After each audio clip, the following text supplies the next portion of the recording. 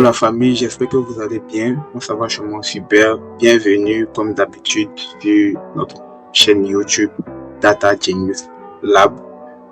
Aujourd'hui nous allons faire un tutoriel à l'intérieur duquel nous allons nous plonger dans la création des graphiques interactifs et dynamiques avec Plotly et le langage de programmation R. Donc, si vous êtes passionné de visualisation de données, si vous êtes data scientist, data analyst et que vous souhaitez rendre vos graphiques un peu plus engageants, cette vidéo, je pense qu'elle est faite pour vous. Donc, d'abord, nous allons nous poser la question de savoir pourquoi utiliser Plotly avec le langage de programmation R. Donc, pour ceux qui ne le savent pas encore, Plotly est une bibliothèque qui est incroyablement puissante. Elle est aussi flexible pour pouvoir créer des visualisations interactives. Donc, grâce à elle, on peut non seulement créer des graphiques élégants, mais aussi les rendre dynamiques et interactifs. Donc, ce qui est parfait pour des quelconques présentations, que ce soit des dashboards ou des applications web. Donc, comme j'ai dit tout à l'heure, que vous soyez analyste de données ou data scientist ou même passionné de R, je crois que Plotly va vous permettre de donner vie à vos données d'une manière interactive et d'une manière professionnelle. Donc, dans cette vidéo, nous allons procéder étape par étape. Donc, voici un peu le workflow que je vous présente pour pouvoir mettre en place ces différentes parties. En ce qui concerne la première partie au niveau de la préparation des données, on commencera par charger un jeu de données classique pour rendre nos données, pour rendre les choses un peu plus concrètes. Et dans la deuxième partie, qui est ici la partie de la création du graphique. Donc, je vais vous montrer comment créer votre premier graphique interactif. Et dans la troisième partie ici, l'ajout d'interactivité. Dans cette partie, je vais vous apprendre comment ajouter des éléments interactifs comme le zoom ou les infobulles sur votre graphique. Et au niveau de la personnalisation ici, on verra comment personnaliser vos graphiques pour les rendre encore plus attrayants. Et pour terminer, au niveau de la publication, je vais vous expliquer comment partager vos graphiques pour les intégrer dans vos différents projets web. Du coup, si vous êtes prêt à faire un voyage interactif avec Plotly et R, c'est parti. Mais bien avant, je vais vous demander, si vous êtes nouveau sur la chaîne, n'oubliez pas de vous abonner, ça donne vraiment de la force, et de liker, mais aussi de partager pour la vidéo pour que plus de personnes puissent voir le contenu que je vous propose. Merci et c'est parti.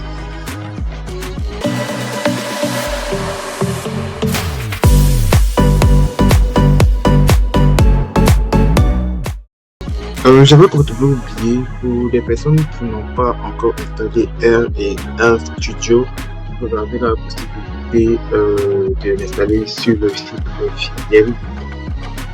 Un instant que on va ici https://crowd.org pour ce site-là.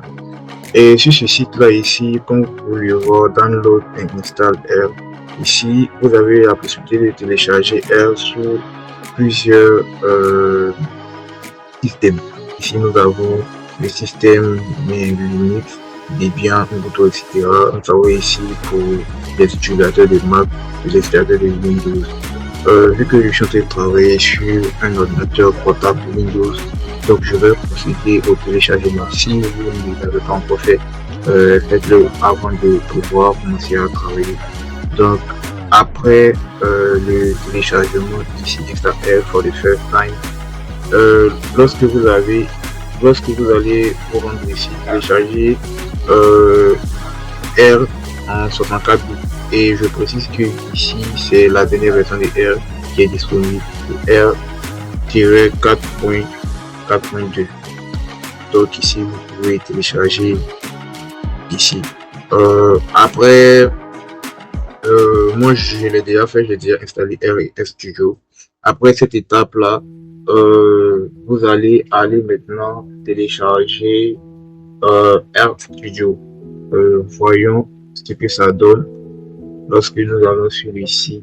Je vous mets ça https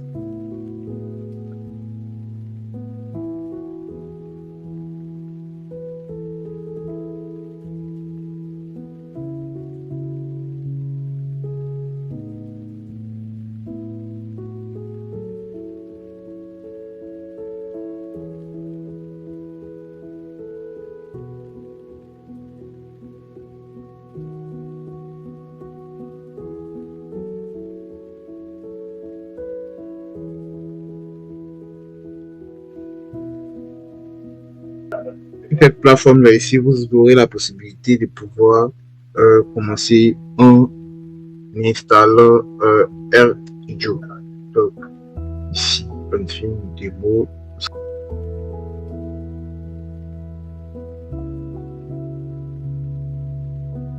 On va partir sur download. Un instant que je download RStudio.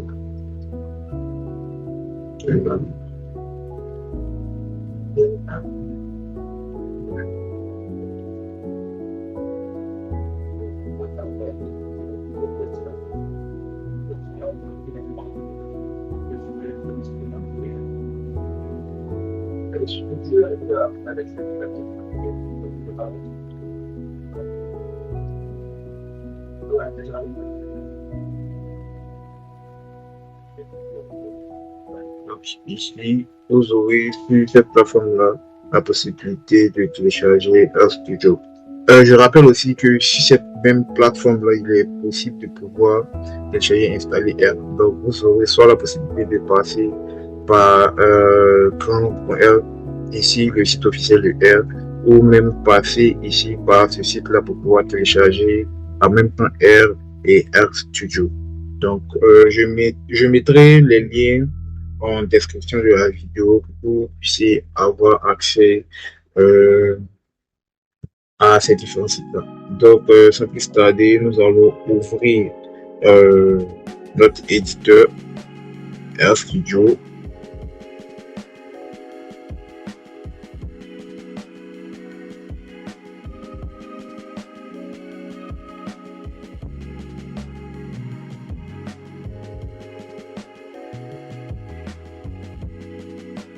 Donc ici, comme vous pouvez le constater, voici comment un peu se présente RStudio. Donc ce que nous allons faire, c'est que nous allons ouvrir un nouveau Markdown. Et ici, nous allons le nommer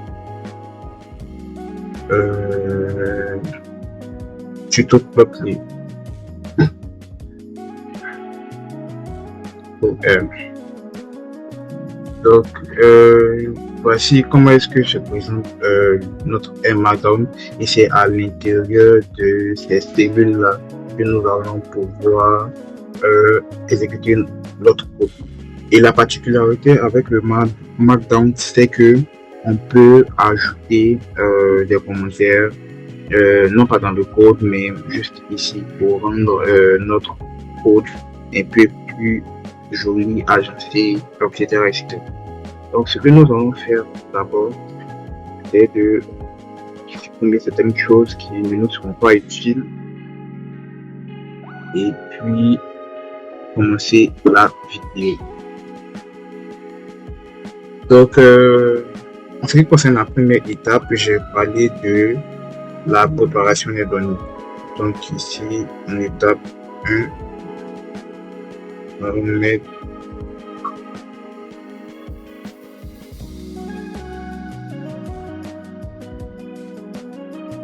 préparation des données.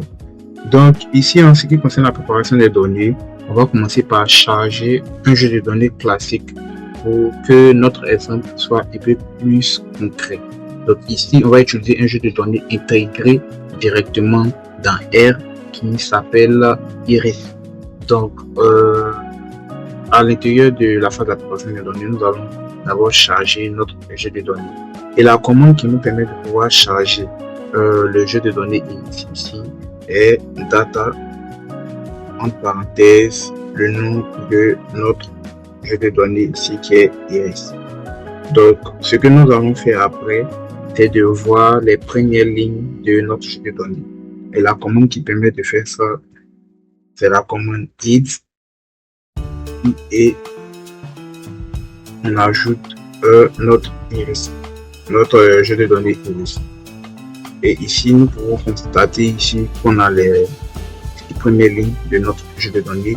Notre jeu de données ici qui est composé de 5 colonnes, à savoir la longueur des sépales, la largeur des sépales, la longueur des pétales, la largeur des pétales, et ici les différents spécimens. Donc la prochaine étape ici pour nous, sera de pouvoir créer notre graphique. Donc, je vais noter ici en deux création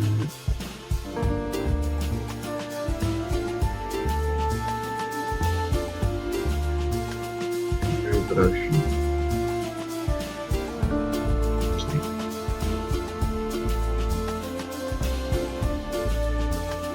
Donc, en ce qui concerne la création du graphique, comme je l'ai dit, on va créer un graphique interactif de base avec Plotly.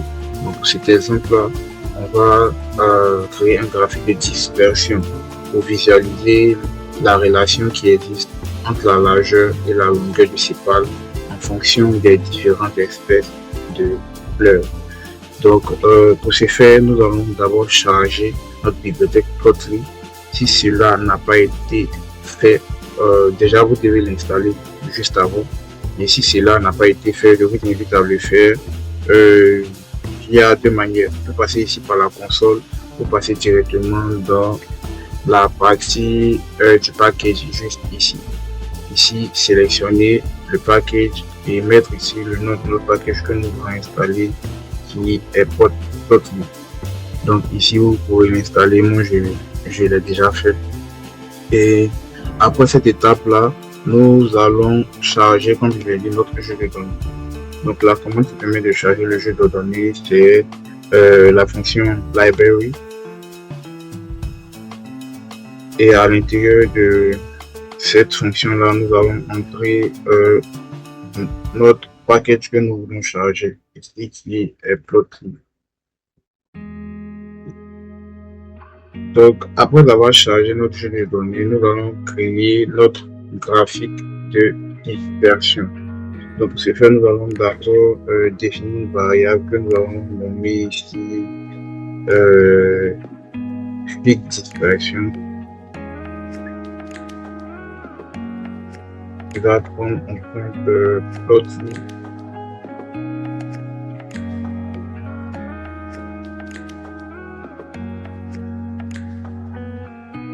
Et à l'intérieur de la fonction Plotly ici, nous allons entrer plusieurs paramètres. Nous allons entrer d'abord notre jeu de données ici, c'est gris. Et après, nous allons définir plusieurs autres paramètres. Donc ici, après, on va entrer l'axe des X, là des abscisses sur lesquels on veut afficher la largeur de nos sépales. Donc ici, sur l'axe des X, on va entrer sépales, bridge, et sur l'axe des ordonnées Y, on va entrer ici la longueur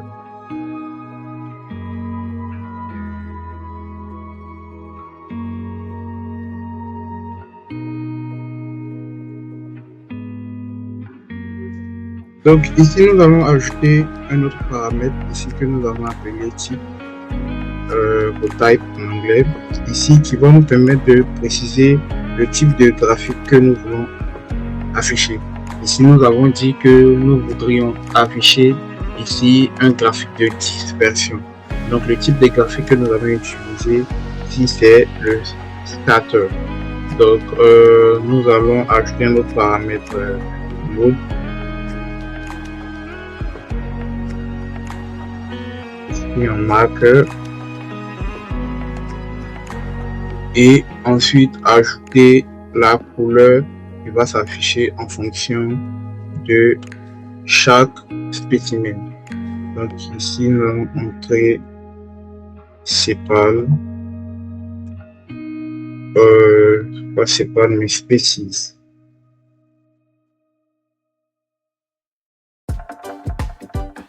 Ici. Donc après ça nous allons afficher notre variable, graphique de dispersion. Et voici ce que cela donne comme résultat. Donc ici, comme vous pouvez le constater, avec Plotly, nous avons un graphique qui est différent de tous les graphiques que vous aurez eu à utiliser dans le passé.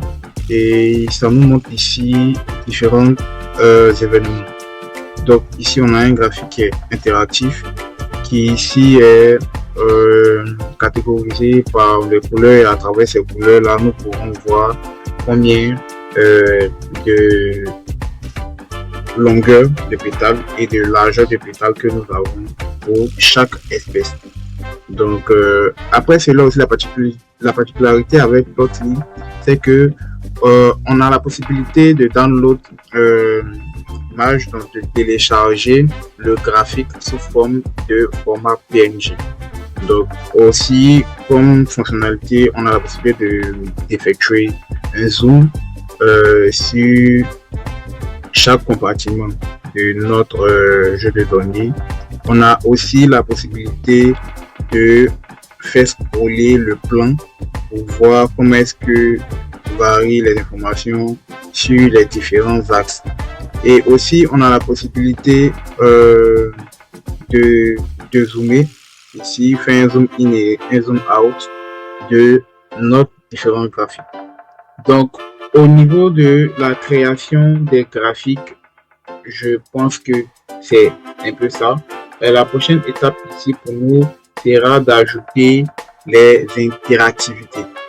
Donc ici, je vous avais dit que Plotly gérait déjà les événements interactifs comme le zoom, mais nous allons ici ajouter des personnalisations supplémentaires telles que les titres, les labels, les axes. Donc cela va permettre à rendre le graphique un peu plus informatif qu'il était au tout début. Donc la prochaine étape ici sera d'ajouter les interactivités. Donc troisième étape,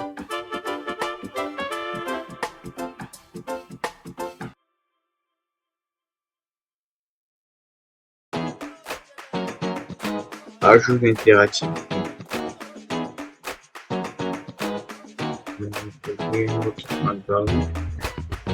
Donc pour ajouter l'interactivité, nous allons commencer d'abord par ajouter des titres et personnaliser nos différents axes.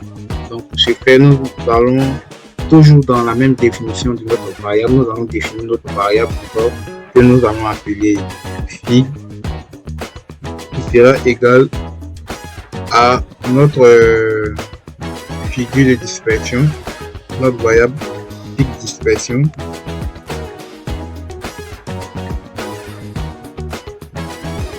et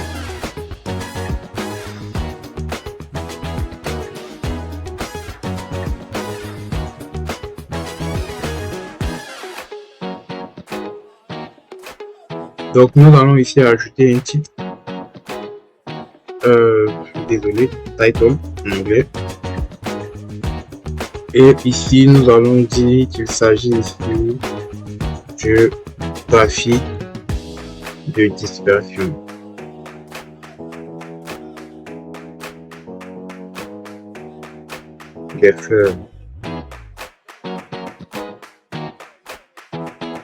Et après nous allons définir les différents axes. Donc si l'axe des x, donc x axis, nous allons ajouter une liste, et à l'intérieur de cette liste là nous allons définir les différents types. Donc que ce soit ici pour notre exemple la taille, la largeur du sépale et la longueur des sépales.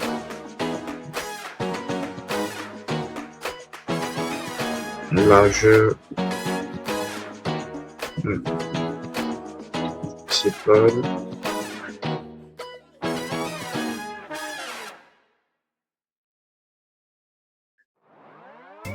et après pour y axis on va ajouter la même chose, mais ici en prenant compte de la longueur des sépales.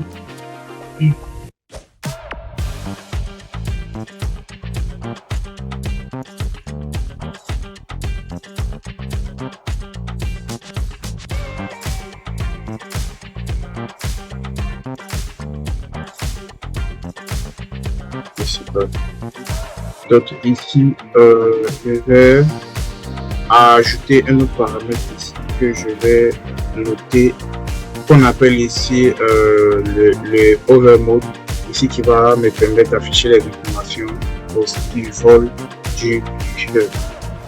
Donc hover mode égale à close step.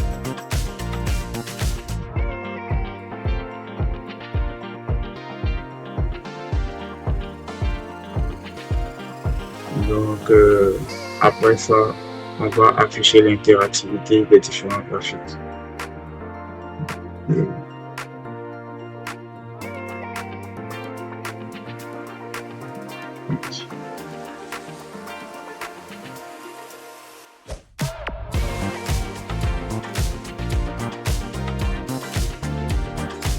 Donc, comme vous pouvez le constater ici, les axes ont été ajoutés.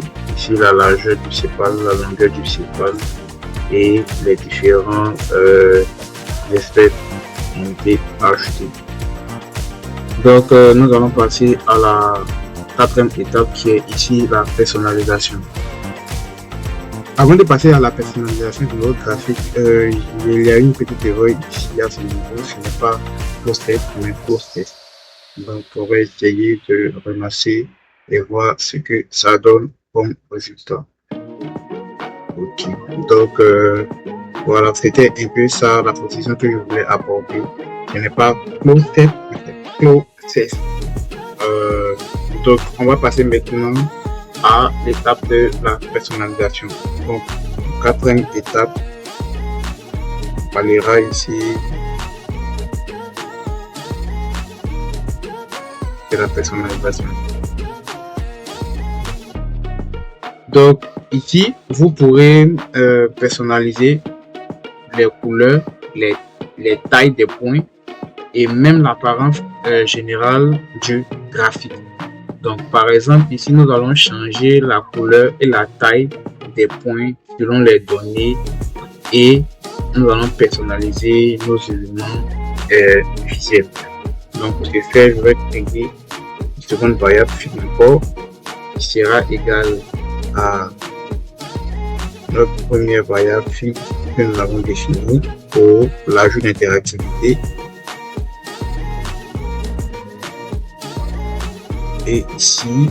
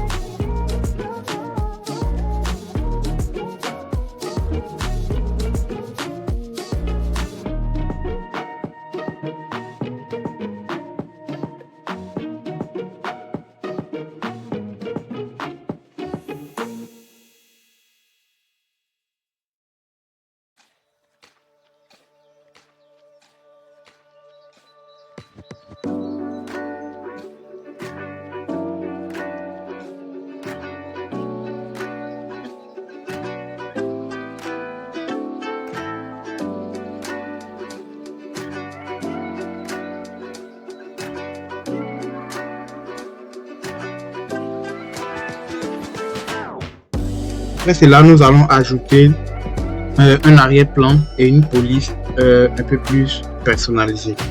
Donc pour ce faire, je vais faire un copier-coller de ce que j'avais déjà fait ici, en ajoutant certaines informations.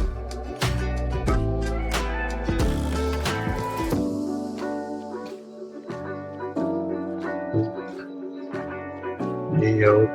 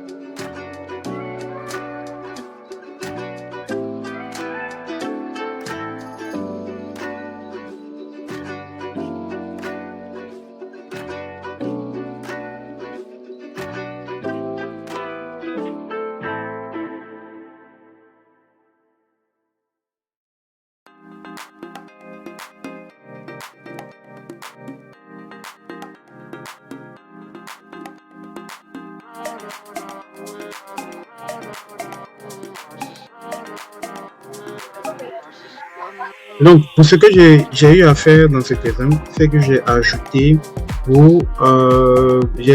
un arrière-plan et une police personnalisée. En ce qui concerne l'arrière-plan, j'ai adopté pour la couleur en arrière-plan clair, et ici j'ai ajouté une couleur pour le papier de notre graphique. Après cela, j'ai ajouté une police personnalisée ici. Family égale à Arial et la taille de cette police-là égale à 12, ainsi que l'ajout d'une couleur RGB. Donc, nous allons tester pour voir à quoi cela ressemble dans notre différents projets.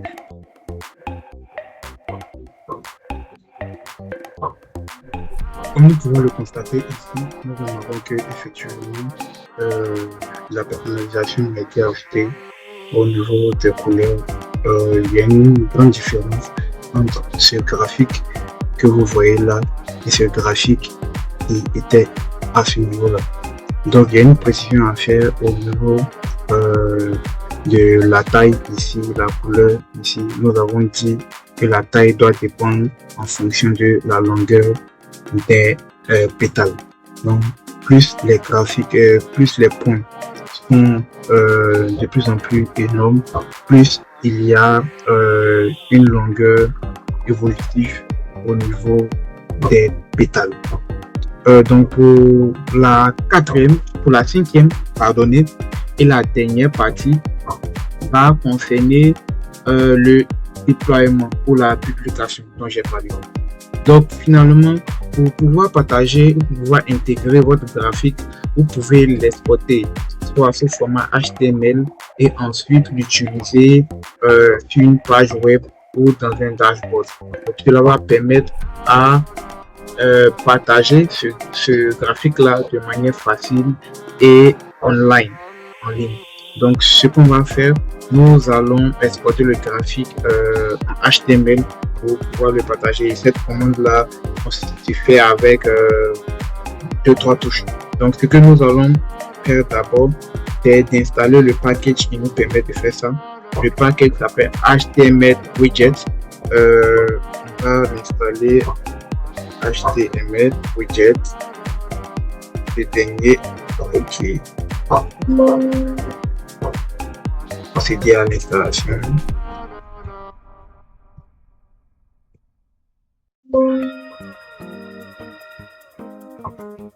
Après l'installation du package, nous allons le charger toujours à partir de notre bibliothèque library.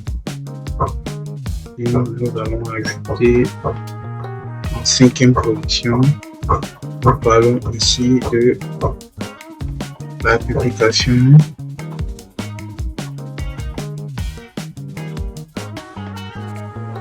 le graphique.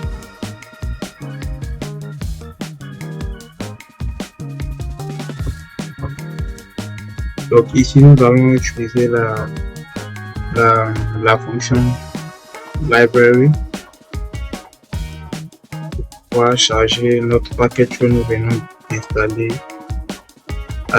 HTML Widget. Donc après cela, nous allons utiliser une fonction de la librairie HTML Widget qui s'appelle Save Widget. Donc ici, le Save Widget va nous permettre de sauvegarder notre graphique sous format HTML. Et c'est ce que nous allons faire maintenant. Save Widget. Et à l'intérieur, nous allons préciser la variable ou le graphique que nous allons utiliser. Ici, comme vous pouvez le voir, on a défini Fit2 qui sera ici notre graphique que nous voudrons sauvegarder. Et ici, nous allons lui donner un nom. Nous allons l'appeler graphique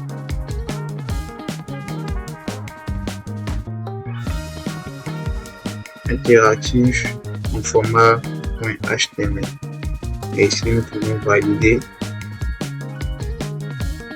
Donc, après validation, ici, on me dit il y a une erreur. On me dit ici au niveau de la largeur. Donc, on me dit que le line width ne peut pas couramment supporter des multiples valeurs. Donc, ici, ce que nous allons essayer de faire ici, c'est de changer d'approche d'abord et nous allons essayer de créer une variable qu'on va appeler template. Template qui sera égal à la fonction template.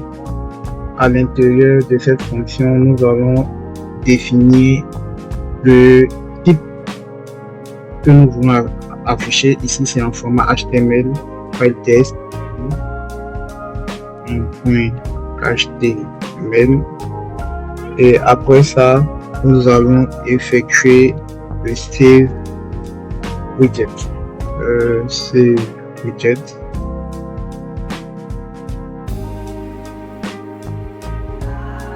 Une offre figure 2 et ajouter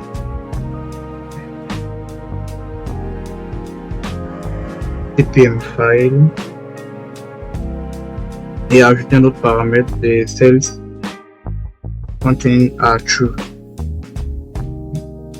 Et après nous allons utiliser l'ouverture dans un navigateur par défaut.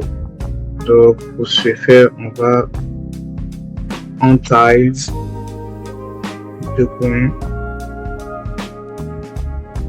browser URL et ici on va préciser ici notre variable template pour voir à quoi cela est-ce que ça ressemble.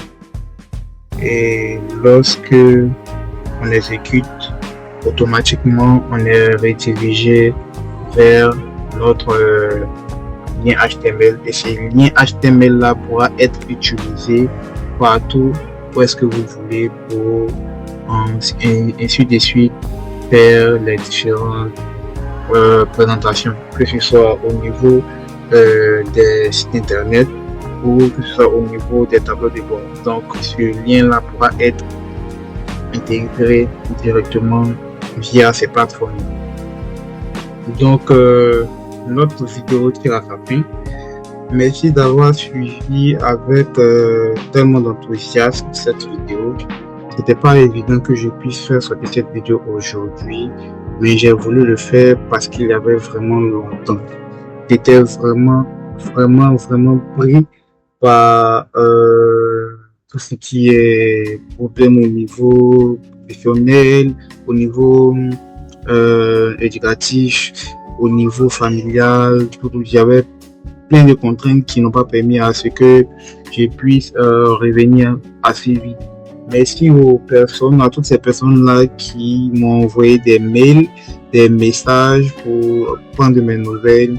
Vraiment merci. Par la même occasion, je voudrais vous souhaiter mes vœux les meilleurs parce que je n'ai pas eu l'opportunité de le faire assez vite. Donc mes vœux les meilleurs à vous et à tous vos proches, que cette année 2025 soit une année de succès, une année de santé, parce que sans la santé c'est grave impossible de pouvoir faire des activités et tout le meilleur encore reste à venir. Donc n'hésitez pas, surtout en commentaire, s'il y a des parties que vous n'avez pas compris, s'il y a des parties qui sont un peu confuses, si vous avez aussi d'autres techniques que vous utilisez chez vous à part la librairie Plotly.